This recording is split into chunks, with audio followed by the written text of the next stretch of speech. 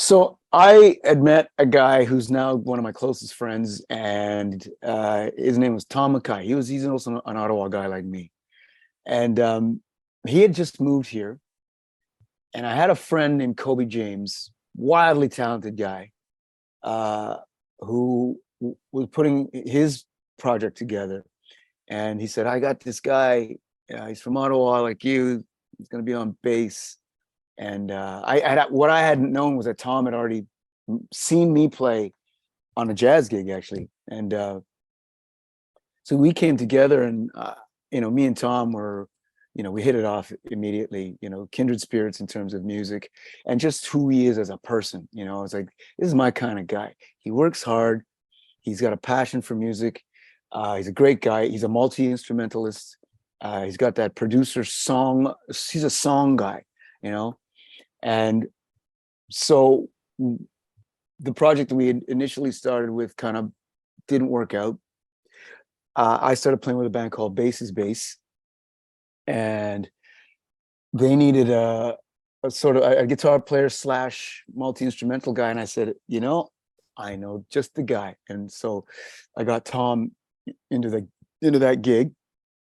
And while we were playing with them, we'd, on the road, on our downtime, we'd be talking about music. And I'm like, Tom, I got all these songs and I really want to do something with it. We should put this band together. Like, yeah, we should put it together. So we'd be scheming, about this thing we wanted to do, and our vision for it. We're like, yeah, I think a female vocalist would be awesome because of kind of the way these songs are, kind of the direction they're kind of going in. And then, yeah, we after our run with them, we said, let's leave this band and devote ourselves full time to seeing our vision of this band. We didn't have a name for it yet, come through. And I remember one day, Tom just said, "What about Joydrop?" And I'm like, "That is perfect." And yeah, and that's how it started. Me and Tom, actually. That's amazing. You've mentioned a few of your influences. When you're in a band and there's, say, three other members, there's other influences being brought in as well. Who would you say as a band, Joydrop as a band, who were the biggest influences on those two albums? Ooh. Well, I mean, we all have a collective love of certain bands. The Beatles is definitely one of them. Bowie is another one. Um, but it was also not just specific bands. It was what was happening at the time.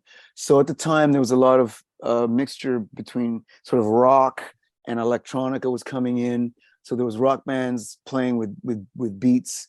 The industrial stuff was coming in, like Nine Inch Nails. The grunge stuff, probably. Yeah, the grunge stuff was happening. Bands like Bjork was coming in there with her. So it was that marriage of the electronica and the rock. So we kind of like gravitated towards that sound, like, and I think that's actually one of the things that appealed to the label that actually ended up signing as Tommy Boy, was that they were looking for a band that kind of married those two things together. And so yeah, it was those sounds and that aesthetic that kind of was our, like, that's where we want to kind of go aim towards, but we want to make it our own and express it in a way that's us. And also because Thomas Paine, the guitar player in the band, he's a strong songwriter. So we had strong entities and very individual characteristics coming out to make that sound the way that it did. And how did you attract Tommy Boy that ended up signing you guys and releasing both your albums? Was it demos you got to them? Was it you were starting to draw crowds live and they noticed you're creating a buzz? How do you attract them? Well, the beautiful thing about when Tom and I were in Bass is Bass, because they were, Juno nominated, Juno winning band, and we had lots of touring, and they had a good run.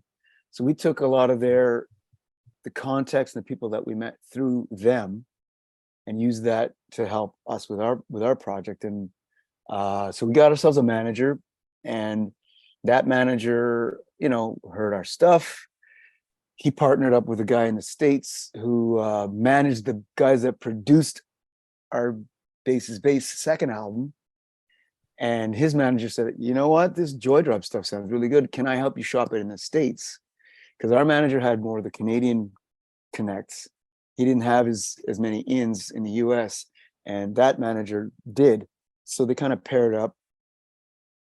He got the attention of Tommy Boy and Maverick, which was Madonna's label, Interscope, a bunch of labels. So when North by Northeast happened, I guess this would have been 1997, maybe. We had about 13 labels came to see us. Wow. Tommy Boy was one of them. This was a showcase in Toronto or yep, Ottawa? Or? in Okay. Toronto for North by Northeast. Yep. And so we had all kinds of labels at our showcase. And the next day, Tommy Boy said, we want to take you guys out for lunch. And so we had this lunch meeting with them. And it was the A&R guy, Ian Steeman, who we're still friends with to this day. Took it back to the States, and their label went, yeah, we like these guys. We want them to do a showcase in New York. So they set up a showcase in New York. They brought the entire label out, from the president on down, Tom Silverman, who's the Tommy of Tommy Boy, his president, the whole label came down. When you get the whole label from the top down, then they're a little interested. They're interested. And if they sign you, it's going to be a priority because the boss wants it, right? And everybody else has to fall in line. So they came to the show. They loved it. We went to their offices, gave us all the Tommy Boy swag. They wined us, dined us, wooed us, courted us. We also had interest from Maverick. We flew a Maverick guy in here to do a showcase for him. We went to met with a guy from Interscope who was actually the bass player from Blondie. Okay. Nigel, I can't remember his last name, but we met with him. And then we just decided to go with Tommy Boy. They put an offer that was good. And we felt that they, were really supportive, and they had the clout, and they had, we had a top-down interest from the president down, and they would give us the attention that we needed. And they did that. They didn't make all the right moves, but they definitely poured the resources and made us a priority at the label, which is important. And how amazing is it that not only did you get offers from labels, but these were legit labels? I mean, Tommy Boy Records went on to sell for $100 million to another label at one point. And Maverick Records, so not just that you have Madonna, the powerhouse that's behind that, but if I remember correctly, Jagged Little Pill from Alanis was on Maverick Records. And they had the early Muse albums.